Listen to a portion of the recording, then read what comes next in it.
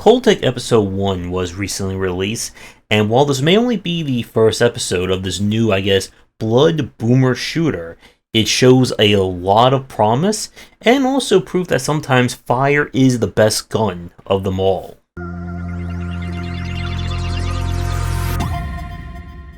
Cultic stars, we call him Cultic Guy, who is a disgraced detective, out investigating a mysterious cult in the woods. And it turns out that this group is planning on summoning an elder god and bringing about the end of life as we know it. And we're going to solve this problem with bullets and lots of fire.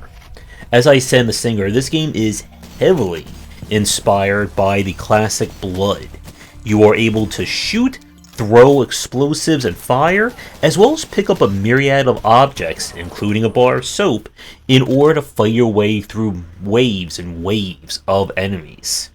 The level design of Cultic is really quite fascinating. When we talk about most level designs in boomer shooters, or just FPSs in general, a level is maybe 5, maybe 10 minutes long at most if you're not really paying attention and just exploring. Here, these levels can take at least 20 minutes plus, especially if you're hunting down all these secrets, bonus upgrades, and so on. As the game goes on, you will collect a variety of weapons, as well as weapon parts that will allow you to upgrade your guns, letting them either do more damage, change their base properties, or maybe even unlock a secondary feature. And the game does feature quite a decent variety, from several different kinds of rifles, a flamethrower, grenade launcher, again, anything that can make things go boom. Now, the footage that you are seeing is taken from playing this game on the highest difficulty at the time. So, at this difficulty, these enemies are very reactive, they do lots of damage, and you really need to be paying attention if you want to survive. The level design is also really well done, with each level having its own unique theme and kind of like motive for how you explore, from a giant underground mine to a mysterious crypt and other areas that I won't spoil here. With that said, the general gunplay of Cultic is well done. Every gun has that really solid gun feel to it, and enemies' heads will of course pop very satisfyingly if you can get those massively important headshots. With that said, this is one of those games that it knows what it wants to be, and it certainly knows who its audience is. If you are a fan of any kind of boomer shooter, especially if you enjoyed something like Dusk that we covered a few years ago, this is certainly going to be a game you're going to enjoy. With that said, I do have a few general issues I want to talk about with it, but first we're going to take a quick break, and we'll discuss this more when we get back. And if you're interested in my thoughts on design, then check out these game design books. For entry-level students, we have 20 Essential Games to Study, and then the Game Design Deep Dive series that takes an extensive look at different genres, with more coming soon. From a design standpoint, there really isn't a lot for me to attack Cultic on.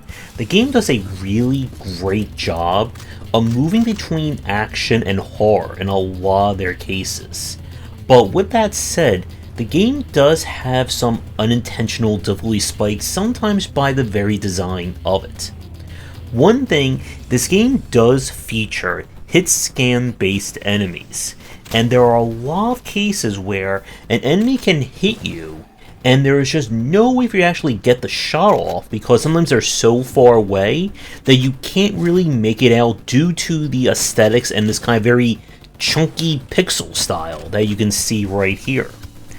And this can certainly add to difficulty when you get to some of the larger rooms. There are some areas in this game that it's just you in an incredibly big area, and the enemies can just take pot shots at you from just about all directions.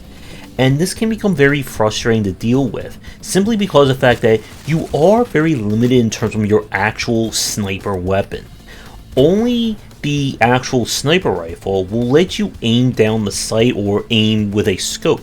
This can mean that there's a lot of cases where you will just get hammered and you literally cannot see where the enemies are that are shooting you. In terms of kind of going through the levels themselves. While the game does do a good job of giving you resources and even letting you recover health automatically, this is still a game where you can easily use up too much of your good ammo if you're not careful. And the game certainly escalates. Remember, this is only episode 1. I don't know how many episodes there are going to be, but if the ending of this episode is any indication, it is going to get very crazy in terms of enemy waves and patterns. The other problem I have with the game is with the kind of UI for selecting your weapons and tools. As I said in the last part, you have a very huge variety of weapons, including 2 kinds of throwables.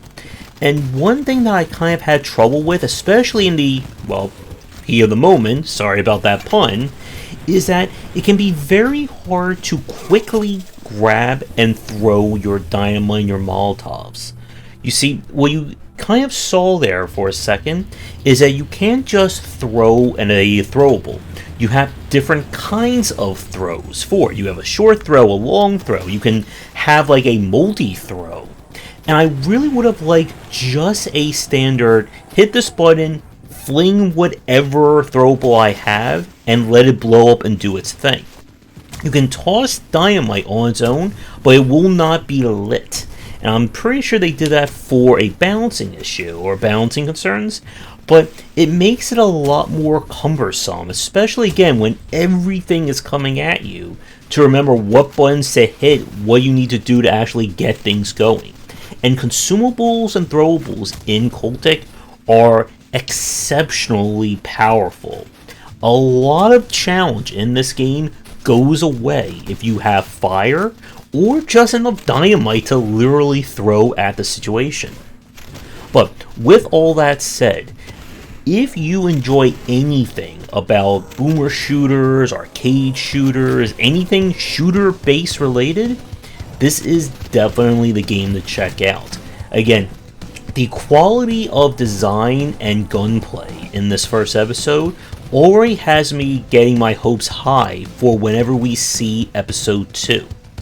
And this is a really great example of some fascinating and well-developed level design out of a kind of that boomer shooter model, where it's not about just a maze of corridors and locked doors, but trying to create that sense of environment. And that's something that we really don't see all that much of when it comes to this kind of arcade shooter. So with all that said, thank you so much for tuning in. If you're new, do the liking, subscribing, and commenting. If you'd like me to take a look at your game, boomer shooter notwithstanding, in the future, please get in touch.